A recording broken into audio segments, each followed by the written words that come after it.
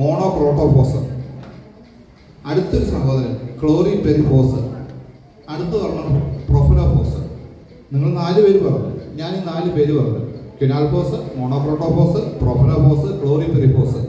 ഉച്ചാരണം തീർന്ന എവിടെയാണ്? PHOS, ഫോസ്. അതിൻ്റെ കാര്യങ്ങൾ പറയുകയാണെങ്കിൽ ഓർഗാനോ ഫോസ്ഫേറ്റ് വിഭാഗം എന്ന് പറയും. അങ്ങനെയൊന്നും സാധാ കർഷകരോട് പറഞ്ഞിട്ട് കാര്യമില്ല. ഞാനങ്ങനെ പ്രസംഗിച്ച് നിങ്ങളെ കയ്യിലെടുക്കാനൊന്നും ആളുമല്ല. ബേസിക്കലി ഇതിൻ്റെ ക്ലാസിഫിക്കേഷൻ നിങ്ങൾക്ക് മനസ്സിലാകാമെന്ന് പറയാം. 1 എക്കാലസ്, 2 മോണോസില്, 3 ഹിൽബാൻ, 4 പ്രൊഫനം എന്നൊക്കെ വിളിക്കുന്ന സാധനങ്ങൾ. ഒരു പ്രാവശ്യം നിങ്ങൾ ഈ ക്വിനാൽഫോസ് ഉപയോഗിച്ചേക്കുന്നിടത്ത്, എക്കാലസ് അടിച്ചേക്കുന്നിടത്ത്, നിങ്ങൾ അടുത്ത റൗണ്ട് മോണോക്രോട്ടോഫോസ് അടിക്കാൻ പോലും മിനിമം 4 മാസത്തെ ഇടവേള ഇടണം എന്ന് പറഞ്ഞു കഴിഞ്ഞാൽ നിങ്ങൾക്ക് വിശ്വസിക്കാൻ പറ്റും. അതൊരു പോയിന്റ്. രണ്ടാമത്തെ ഒരു പോയിന്റ് ഞാൻ പറയാം. ഞാൻ എക്കാലക്സ് ഉപയോഗിക്കുന്ന ആളാണ്. ക്വിനാൽഫോസ് 25% EC എന്ന് പറയുന്ന കെമിക്കൽ ഉപയോഗിക്കുന്ന ആളാണ്.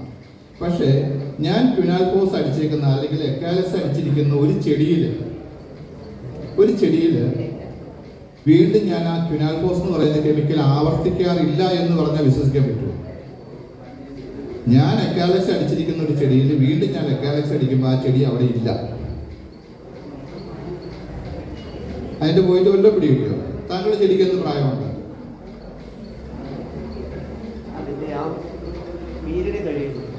അല്ല, താങ്കളുടെ ചെടിക്ക് പ്ലാന്റിന് എന്ത് പ്രായമുണ്ട്? ഇപ്പൊ ഏലം കൃഷിക്കാരൻ പറയും ഇപ്പൊ 10 വർഷത്തിന് പാട്ടത്തിനെടുത്തു, 8 വർഷമായി 10 വർഷമായി എന്ന് പറയും. താങ്കളുടെ ചെടിയുടെ ആ ഒരു പ്രായം സാധാ കർഷകൻ 4 വർഷം അല്ലേ? താങ്കൾ 4 വർഷം മുമ്പ് നട്ടേക്കുന്ന ഒരു ചിമ്പെങ്കിലും അവിടെ ഉണ്ടോ? അതായത് മാതൃചിമ്പായിട്ട് നിങ്ങൾ മേടിച്ച് നട്ടേക്കുന്ന ഒരു ചിമ്പ് അവിടെ ഉണ്ടോ? അതായത് ഞാൻ പറയുന്നു, താങ്കൾ ഈ ജൂണിൽ ക്ലിയർ ആയിട്ടൊരു കവാത്തെടുത്ത് നിർത്തിയിരിക്കുന്ന ചെടിയിൽ ഒരു 18 മാസത്തിൽ കൂടുതൽ പ്രായമുള്ള ഒരു ചിമ്പ് പോലും അവിടെ ഇല്ല. ഞാൻ പറയുന്നു, എനിക്ക് ഉറപ്പുണ്ട്.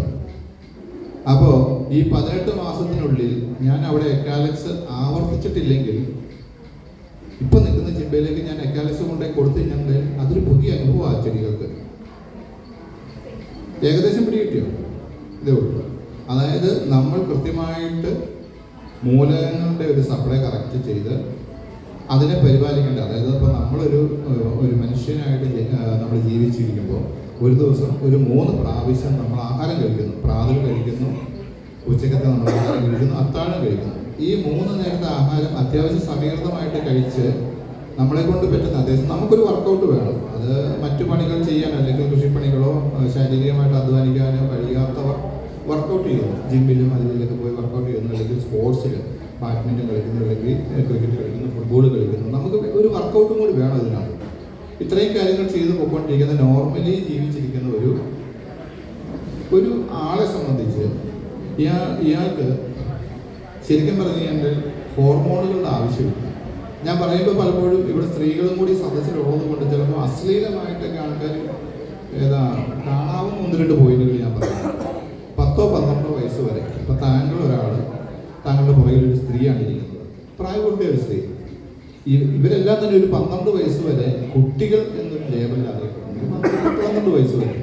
ഈ 12 വയസ്സിന് ശേഷം അദ്ദേഹം സ്ത്രീയായിട്ടും താങ്കൾ പുരുഷനായിട്ടും ആണും പെണ്ണുമായിട്ടും അങ്ങോട്ട് കൺവെർട്ട് ചെയ്യുന്ന സമയത്ത് താങ്കളുടെ പേരൻസോ അല്ലെങ്കിൽ താങ്കളുടെ പേഴ്സണലിയോ എന്തെങ്കിലും ഹോർമോൺ ഉപയോഗിച്ചിട്ടാണോ? താങ്കൾക്ക് മീശ വന്നു, താടി മുളച്ചു, തൊണ്ടയിൽ മുഴ വന്നു, സൗന്ദര്യ വേരിയേഷൻ വന്നു, ആണായി എന്തെങ്കിലും ഹോർമോൺ ഉപയോഗിച്ചായിട്ട് നിങ്ങൾക്ക് ആർക്കെങ്കിലും തോന്നുന്നു?